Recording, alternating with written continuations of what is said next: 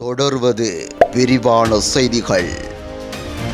அரச ஊழியர்களுக்கான பண்டிகை கால கொடுப்பனவினை அதிகரிக்குமாறு அரச அதிகாரிகளின் தொழிற்சங்க கூட்டமைப்பு கோரிக்கை விடுத்துள்ளது. 10,000 ரூபாவாக வழங்கப்படும் பண்டிகை கால முற்பணத்தை இம்முறை 40,000 ரூபாவாக அதிகரிக்க வேண்டுமென கூட்டமைப்பின் தலைவர் சுமித் கொடிக்கார கோரிக்கையை விடுத்துள்ளார். சமகால வாழ்க்கை செலவுக்கு ஏற்ப 10,000 ரூபா பண்டிகை கால முற்பணம் போதுமானதாக இல்லை எனவும் தலைவர் சுட்டிக்காட்டியுள்ளார். அதேவேளை பாடசாலை மாணவர்களுக்கு 6,000 ரூபாய் உதவித்தொகையாக வழங்கப்படும் என அரசாங்கம் அறிவித்துள்ளது. இந்த நிலையில் அரசு அதிகாரிகளின் பிள்ளைகளுக்கு உதவித்தொகை வழங்க வேண்டும் என அரசு அதிகாரிகளின் தொழிற்சங்க கூட்டமைப்பின் தலைவர் சுமித் கொடிக்கார வேண்டுகோள் விடுத்துள்ளார். ஐக்கிய தேசிய கட்சியை ஒரு சிலர் பணிய கைதியாக பயன்படுத்த முற்படுகின்றனர் எனினும் கட்சியை அளிப்பதற்கு இடமளிக்க முடியாது என்று நாடாளுமன்ற உறுப்பினர் ரவி கருணாநாயக்க தெரிவித்துள்ளார். இது தொடர்பில் ஊடகங்களிடம் அவர் மேலும் கூறுகையில், ரணில் விக்ரமசிங்கவுக்கு அடுத்தபடியாக ஐக்கிய தேசிய கட்சியில் உள்ள சிரேஷ்ட உறுப்பினர் நான் தான். எனவே ஒரு சிலரின் தனிப்பட்ட தேவைக்காக கட்சியை அளிக்க இடமளிக்க முடியாது. மக்களின் கட்சியான ஐக்கிய தேசிய கட்சியை பாதுகாக்க வேண்டும். கட்சியை விட்டு சென்றவர்களும் மீள வர வேண்டும். ஒரு சிலருக்காக எமது கட்சியை பணைய கைதியாக பயன்படுத்த இடமளிக்க முடியாது. இந்த நாட்டில் பாரிய மாற்றங்களை ஏற்படுத்திய கட்சியே ஐக்கிய தேசிய கட்சியாகும். அக்கட்சியை பழைய நிலைமைக்கு கொண்டு வர வேண்டும் என குறிப்பிட்டுள்ளார். பூண்டுலோயா போலீஸ் பிரிவுக்குட்பட்ட பகுதியில் தந்தையும் இளைய மகனும் இணைந்து மூத்த மகனை பொல்லால் அடித்து கொலை செய்துள்ளதாக பூண்டுலோயா போலீசார் தெரிவித்துள்ளனர். பூண்டுலோயா டன்சினன் தோட்டத்தின் கீழ் பிரிவு பகுதியில் வசிக்கும் சிக்கன் நடேசன் நவீன்குமார் என்ற 25 வயதுடைய ஒரு பிள்ளையின் தந்தையே இவ்வாறு தாக்கப்பட்டு உயிரிழந்துள்ளார். நேற்று மாலை தந்தையும் மூத்த மகனும் அதிக மது அருந்தியுள்ளனர்.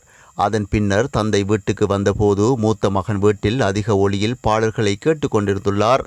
இந்த நேரத்தில் தந்தை மகனிடம் ஒலியை குறைக்கச் சொல்ல கோபமடைந்த மகன் தந்தையை தாக்கியுள்ளார்.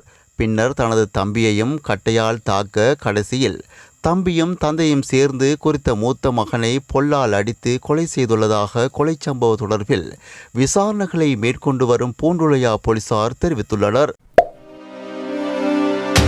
2025ஆம் ஆண்டு அரச பாடசாலைகள் மற்றும் அரச அங்கீகாரம் பெற்ற தனியார் பாடசாலைகளில் 1ஆம் தரத்துக்கு மாணவர்களை இணைத்துக் கொள்ளும் திகதி குறித்து கல்வி அமைச்சு அறிக்கை ஒன்றை வெளியிட்டுள்ளது. குறித்த அறிக்கையில் சிங்களம், தமிழ் மற்றும் முஸ்லிம் பாடசாலைகளில் 1ஆம் தர மாணவர்களுக்கான வகுப்புகள் எதிர்வரும் ஜனவரி 30ஆம் திகதி வியாழன் அன்று ஆரம்பிக்கப்படும் என குறிப்பிடப்பட்டுள்ளது. இதேவேளை அரசு மற்றும் அரசு அனுமதி பெற்ற தனியார் பாடசாலைகளுக்கான 3ஆம் தவணையின் 2ஆம் கட்ட கற்றல் செயற்பாடுகள் எதிர்வரும் ஜனவரி 2ஆம் தேதி ஆரம்பமாகும் என கல்வி அமைச்சு அறிவித்துள்ளது. அத்துடன் அனைத்து பாடசாலைகளினதும் 3ஆம் தவணை எதிர்வரும் ஜனவரி 24ஆம் தேதி நிறைவடையும் என தெரிவிக்கப்பட்டுள்ளமை குறிப்பிடத்தக்கது. இயற்கை அனர்த்தங்களால் விவசாயிகளுக்கு ஏற்படும் பாதிப்புகளுக்கான இழப்பீட்டுத் தொகையை 1 லட்சம் ரூபாய் வரை அதிகரிக்குமாறு முன்னாள் அமைச்சர் மஹிந்த அமரவீர வலியுறுத்தியுள்ளார். பொலனறுவையில் நேற்று நடைபெற்ற செய்தியாளர் சந்திப்பில் கலந்து கொண்டு கருத்து வெளியிடும் போது அவர் இதனை தெரிவித்துள்ளார். தொடர்ந்து கருத்து வெளியிட்ட அவர் 2018ஆம் ஆண்டு நான் விவசாய அமைச்சராக பதவியேற்ற போது வழங்கப்பட்ட 40,000 ரூபாய் கொடுப்பனவே தற்போது வழங்கப்படுகிறது. இது தற்போதைய அமைச்சரவையில் எடுக்கப்பட்ட தீர்மானம் என செய்தியும் வெளியிடப்பட்டுள்ளது. ஆனால் விவசாயிகளுக்கு வழங்கப்பட்ட 40,000 ரூபாய் இழப்பீட்டுத் தொகையை 1 லட்சம் ரூபாய் வரை அதிகரிப்பதற்கு எமது அரசாங்கத்தில் தீர்மானம் எடுத்திருந்தோம். அதனை நடைமுறைப்படுத்த தற்போதைய அரசாங்கம் துரித நடவடிக்கைகளை முன்னெடுக்க வேண்டும். விவசாயிகள் இந்த அரசாங்கத்தில் பாரிய அசௌகரியங்களை எதிர்கொண்டுள்ளனர். இந்த அரசாங்கத்துக்கு உர மானியத்தை கூட வழங்க முடியாத நிலைமை ஏற்பட்டுள்ளது. எமது அரசாங்கத்தில் உர மானியம் 15,000 ரூபாவிலிருந்து 25,000 ரூபாய் வரை அதிகரிக்கப்பட்டது. நாங்கள் விவசாயிகளின் நலன்களை பாதுகாப்பதற்காக சகல முயற்சிகளையும் மேற்கொண்டிருந்தோம் என்றும் முன்னாள் அமைச்சர் மஹிந்த அமரவீர தொடர்ந்தும் தெரிவித்துள்ளார். இத்துடன் செய்திகள் நிறைவுக்கு வருகின்றன. மற்றும் ஒரு செய்தியில் உங்கள் அனைவரையும் சந்திக்கும் வரை விடைபெறும் நான் என்றும் உங்கள் அன்பின் தாஜுதீன் ரைஸ்.